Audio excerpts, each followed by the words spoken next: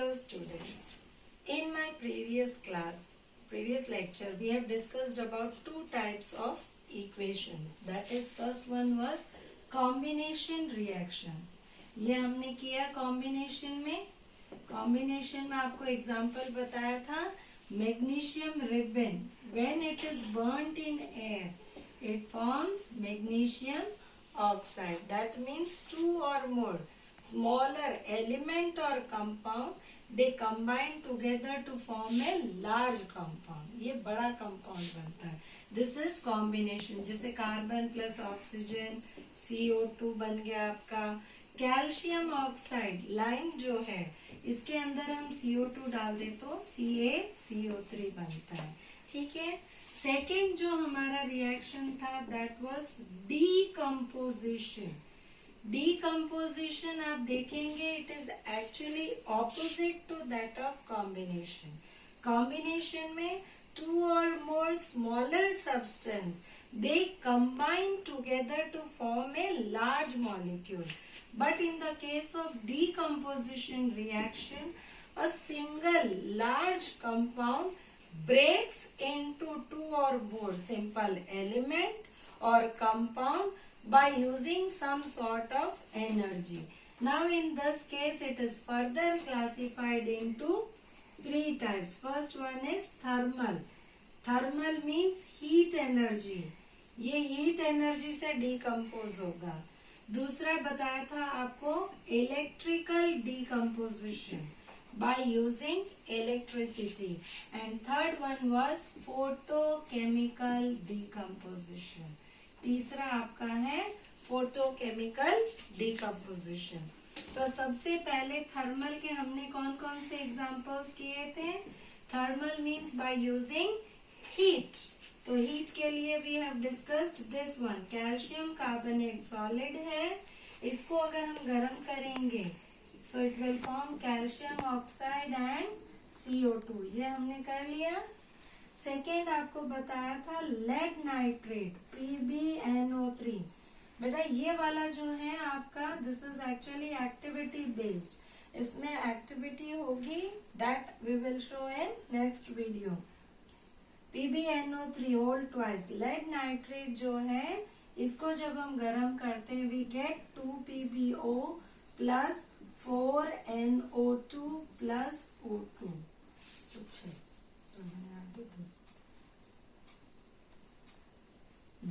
ठीक है. तो इस ढंग से ये आपका व्हाइट कलर का सॉलिड है but on heating it becomes yellow.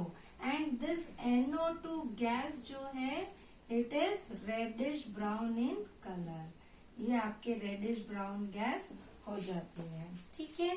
तो ऐसे ही आपके ये थर्मल डिकम्पोजिशन. उसके बाद आते हैं बी वाला इलेक्ट्रिकल का. See in your book an activity is given. We will take a plastic mug.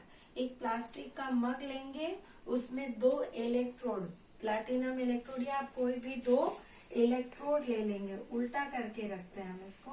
Plastic मग, दो इलेक्ट्रोड. इन इलेक्ट्रोड के यहाँ पर आप टेस्ट ट्यूब्स लगाएंगे इस ढंग से. Then what will happen. Water है. Now it is made when it electricity is passed. What will happen in this case. जो हमारा वाटर है it will conduct electricity and you will see that oxygen and hydrogen gas are being collected. तो जो हमारा water है water will decompose by passing electricity to give you hydrogen gas plus oxygen gas. अब इसमें देखिए ये जो 2 लगाया है इट इज एक्चुअली 2 मोल्स. यानी कि अगर आप 2 मोल वाटर के ले रहे हैं तो it will decompose to give 2 moles of hydrogen and 1 mole of oxygen. Clear? So by taking or by passing electricity, water decompose into hydrogen and oxygen. Similarly, हमारे जो electrolytes भी होते हैं, when we take NaCl, see I am writing liquid, molten NaCl, इसमें भी अगर हम electricity pass करते हैं It will also decompose to give sodium, metal and chlorine. तो ये यहाँ पर भी आपका एक इलेक्ट्रोड पे सोडियम मेटल डिपॉजिट होता है और एक इलेक्ट्रोड पे क्लोरीन गैस होती है। ये आप पढ़ेंगे थर्ड चैप्टर में, एक्सट्रैक्शन ऑफ मेटल्स। तो इस ढंग से this is actually electrical decomposition. तीसरा हमारा टाइप था फोटोकेमिकल। फोटोकेमिकल के लिए आपको बताया था सनलाइट की प्रेजेंस में when we place any X-ray or our negative, see nowadays we are having digital camera, लेकिन पहले डिजिटल नहीं होते थे। आप लोगों ने फिल्मों वगैरह में भी देखा होगा, वो नेगेटिव होते हैं, ब्लैक कलर का रोल होता है और जो फोटोग्राफर्स होते हैं वो हाइपो सोल्यूशन में डिप करके उस फोटो को डेवलप करते हैं। सो नेगेटिव जो होता है, it has got a coating of silver bromide, AgBr की कोटिंग होती है उसके ऊपर। So when this is placed in sunlight में अगर हम इसको रखते हैं, it decompose to give silver and bromine. ये आपका सिल्वर और ब्रोमीन में डिकम्पोज हो जाता है। ऐसे ही अगर आप सिल्वर क्लोराइड भी ले लेते हो तो that will also decompose to give silver and chlorine. Similarly when we place our x ray को भी अगर हम धूप में रख दें तो वो भी आपका डिकम्पोज हो जाता है, उसका कलर भी फेड हो जाता है। अब बारी आती है हमारे third type of equation, third type of reaction, and that is displacement reaction. तीसरा जो हमारा टाइप है डिस्प्लेसमेंट। डिस्प्लेसमेंट का मतलब है यहाँ पर मोर रिएक्टिव मेटल, जो ताकतवर है बहुत ज्यादा, वो लेस रिएक्टिव मेटल को डिस्प्लेस कर देता है। अब ये जो मेटल्स हैं आपके सारे एक जैसे तो नहीं होते, जैसे आपकी क्लास में भी है। और all the students alike, their behaviour, their nature, their intelligence, are they same? No. Similarly in metals also their reactivity is different, and accordingly these metals are arranged in decreasing order of reactivity।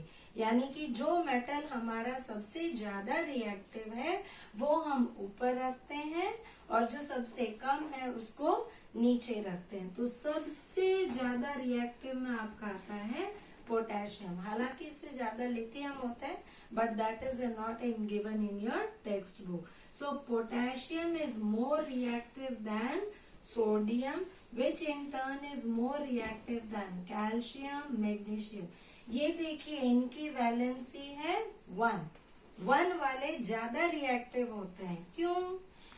Because they are having only one valence electron, so they are ready to give their electrons।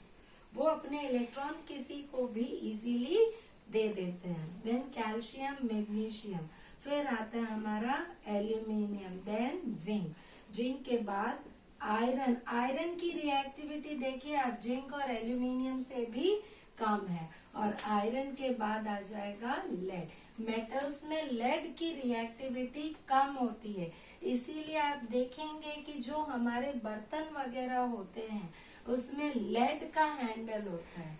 Lead is used for making handles because it is poor conductor, it does not conduct. उसके बाद hydrogen, और hydrogen से भी कम है हमारे metals में copper, mercury, silver and gold। gold is least reactive, ये इतना कम रिएक्टिव है कि ये इजीली रिएक्ट करता ही नहीं है। That is why it is used for making ornaments. आप देखेंगे कॉपर, गोल्ड, सिल्वर, ये जो है हमारे ऑर्नामेंट्स बनाने में, गहने बनाने में यूज होते हैं। आजकल तो प्लैटिनम भी यूज होता है, प्लैटिनम ये भी गहने बनाने में यूज होता है। देखिए gold it does not react with air, हवा के साथ रिएक्शन नहीं होता है, पानी के साथ रिएक्शन नहीं होता है, so it is least reactive. So these are used for making ornaments. और पहले के जमाने में तो coins. So these metal copper silver gold these are also called as coinage metals. इनको हम कॉइनेज मेटल्स भी कहते हैं. क्यों? क्योंकि इनकी पहले कॉइन्स बनती थी. तो सबसे ज्यादा रिएक्टिव में आपके ये हैं. आपको ये सीरीज बेटा याद करनी पड़ेगी. This series is called as activity series. Activity series और you can call it as reactivity series. ये आपके बहुत इंपॉर्टेंट है. If you know this series you can check whether the reaction will be possible और not. Reaction होगा या नहीं. हाँ, displacement. Displacement means what? A reaction in which more reactive metal displaces less reactive metal. Not directly solid के बीच में reaction नहीं होता है, but from its salt solution. मान लीजिए ये हमारा कॉपर सल्फेट सॉल्यूशन है. अब इसमें अगर हम जिंक मेटल डाल दें सॉलिड, तो जिंक क्या ज्यादा रिएक्टिव है? सीरीज में देखिए, कॉपर यहाँ है, जिंक यहाँ. So zinc is more reactive than copper. Then what will happen? It will displace this copper from its solution.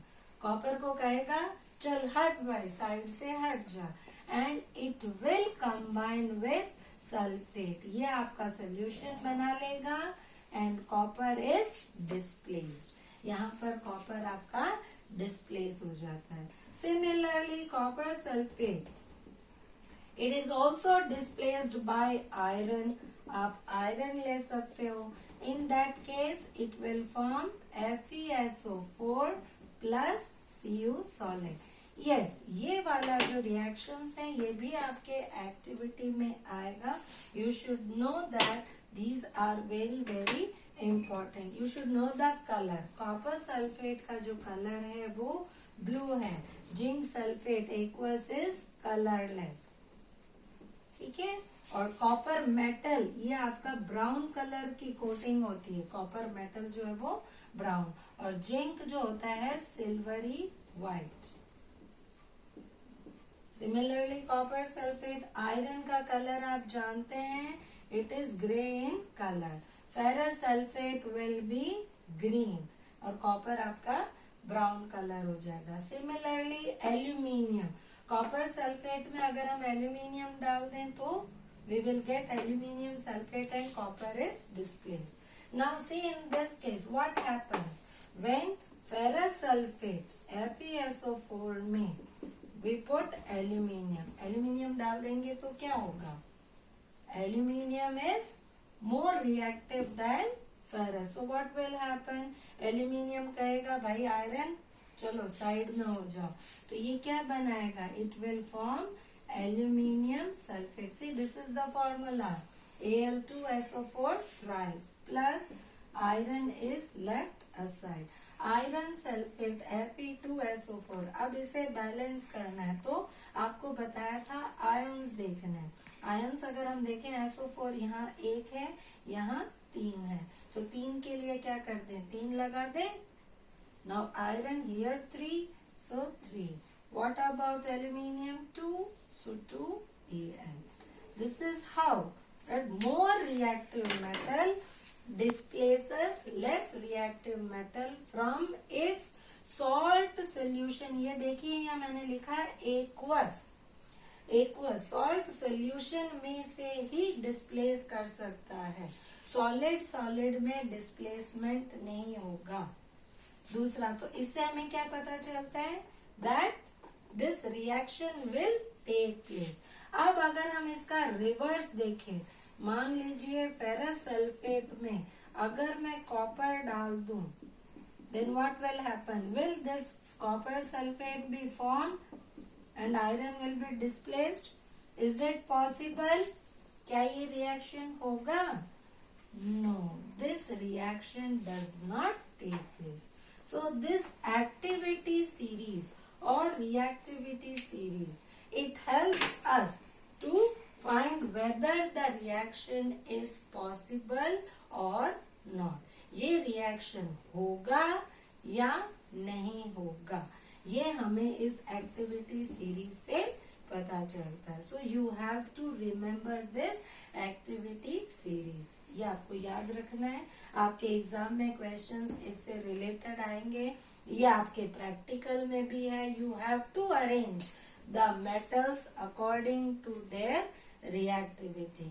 या फिर आपके क्वेश्चंस आएंगे जिसमें whether identify this reaction is possible और नॉट. चलिए आज के लिए इतना काफी. नेक्स्ट बचा आपका double displacement. We will discuss in next class. Thank you.